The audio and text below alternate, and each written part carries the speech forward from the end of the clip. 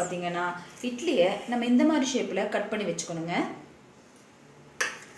சோயாவை வேக வச்சு இந்த மாதிரி நிறம் அரைச்சிக்கணுங்க.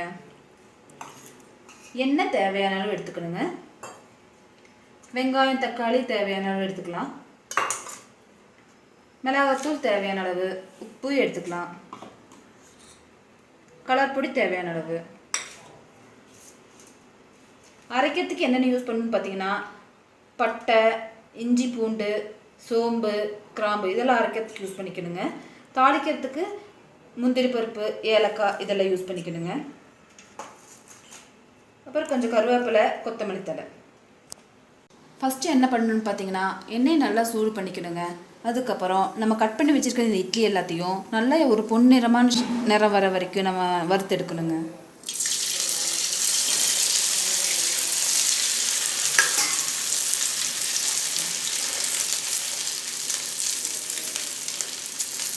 நம்ம கொஞ்சம் கொஞ்சமாக போட்டு வறுத்தெடுத்துக்கலாம். ஏன்னா அப்போ தான் ஒன்றுக்கு ஒன்று ஒட்டாமல் வரும்.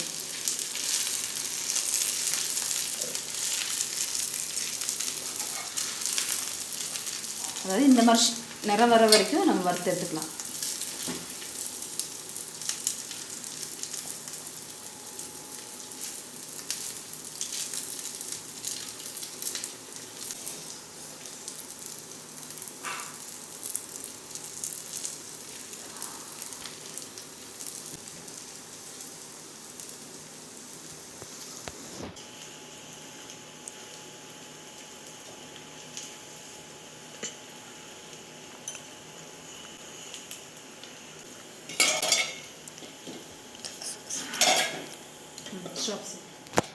நல்ல பொன்னிறமாக பொரிச்சு எடுத்ததுக்கப்புறம் வணக்கத்துக்காக வடை சட்டியை வைக்கணுங்க. அதில் நம்ம தேவையான அளவு எண்ணெயை ஊற்றிக்கலாங்க.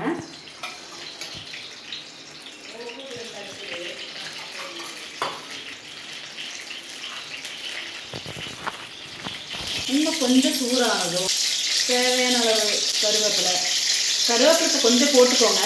லாஸ்ட்டில் கொஞ்சம் நல்லா வணக்கி போட்டிங்கன்னா கொஞ்சம் நல்லா மொறுமொறுன்னு இருக்கும்.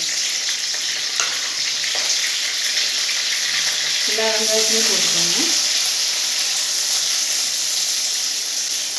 இப்போ நான் பண்ணுறது 2 பேருக்கு அளவான டிஷ் தாங்க. உங்கள் வீட்டில் எத்தனை பேர் இருக்காங்களோ நீங்கள் அதுக்கேற்ற மாதிரி பண்ணிக்கலாம்.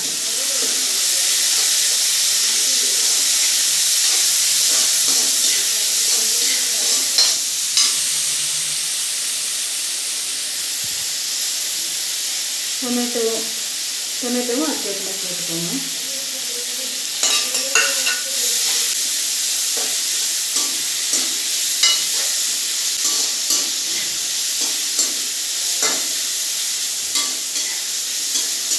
அந்த ஏலக்காய், முந்திரி இது ரெண்டையும் நம்ம தனியாக வணக்கி ஃபைனலாக தூவினோன்னா நல்லா இருக்குங்க. இது கூட சேர்த்து வணக்காதீங்க.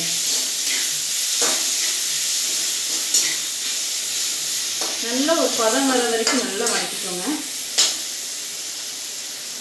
அப்புறம் நம்ம அரைச்சி வச்சுருந்தோம் இல்லைங்களா, இஞ்சி பூண்டு, சோம்பு, கிராம்பு, பட்டை எல்லாத்தையும் போட்டு நம்ம அரைச்சி வச்சுருந்தோம். அதே ஆட் பண்ணிக்கணும். இதை செஞ்சு கொடுத்து பாருங்கள். உங்கள் குழந்தைங்களாம் மறுபடி தேவை வேணும்னு கண்டிப்பாக கேட்பாங்க.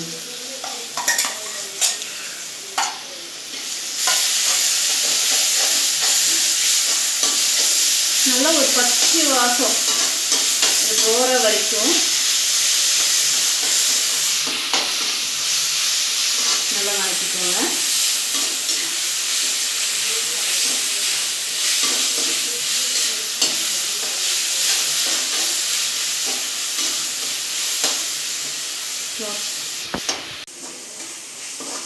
நல்லா வணக்கிட்டு இருக்கும்போது சோயா நம்ம அரைச்சி வச்சுருக்கோம் இல்லைங்களா, அதை நல்லா போட்டுக்கணும்.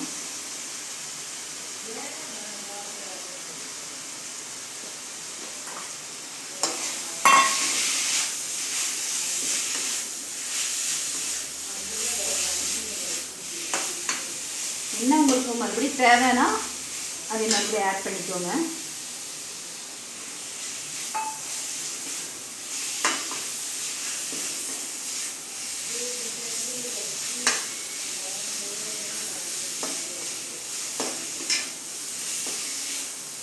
நல்லா ஒரு அந்த பச்சை ஸ்மெல் எல்லாம் போகிற வரைக்கும் நல்லா வணக்கிக்கணுங்க.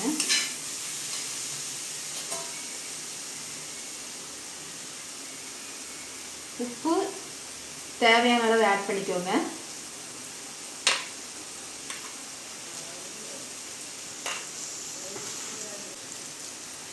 மிளகாத்தூளும் தேவையான அளவு ஆட் பண்ணிக்கோங்க. குழந்தைங்களுக்கு காரம் வேண்டாம்னா தேவைக்கு ஏற்ற மாதிரி மிளகாத்தூள் ஆட் போதும்.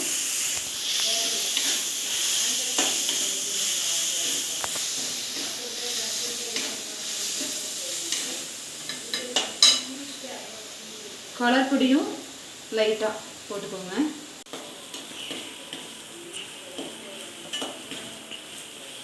சோயா நல்லா ஒரு வெந்த பதம் வர வரைக்கும் நல்லா வணக்கணுங்க. மேக்ஸிமம் நல்லா வணங்கிருச்சு அப்படின்னு நமக்கு தோண உடனே நான் பொரிச்சு வச்சுருக்க இந்த இட்லியை வந்து போட்டுருவாங்க.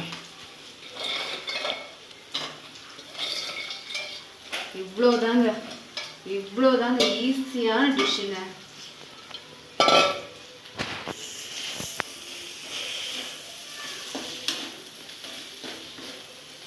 இதுக்கு நீங்கள் தனியாக கிரேவி சட்னி அந்த மாதிரிலாம் பண்ண வேண்டியதில்லை. ஏன்னா தயிர் பச்சடி வேணால் நீங்கள் இதுக்கு ஆட் பண்ணி சாப்பிட்டுக்கலாம்.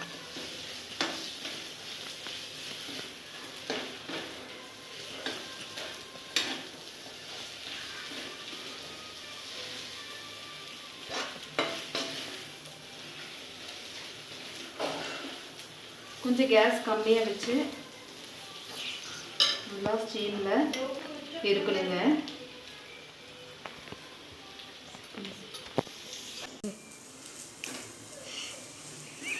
நல்லா ஆட் பண்ணிட்டு இருக்கும்போது மறுபடியும் எண்ணெய் தேவைன்னா கொஞ்சம் லைட்டாக யூஸ் பண்ணிக்கலாங்க.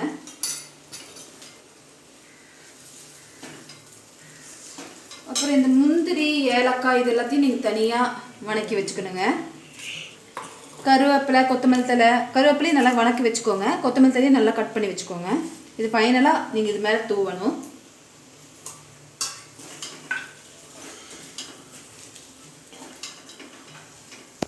அவ்வளோதாங்க, ஈஸியான சோயா சில்லி இட்லி ரெடி. அப்படியே சுட சுட உங்கள் குழந்தைகளுக்கு பரிமாறினீங்கன்னா மறுபடியும் வேணும்னு கண்டிப்பாக கேட்பாங்க.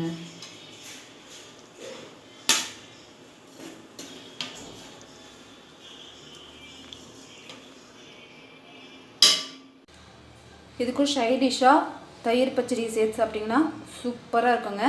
சூப்பரான சோயா சில்லி இட்லி ரெடிங்க.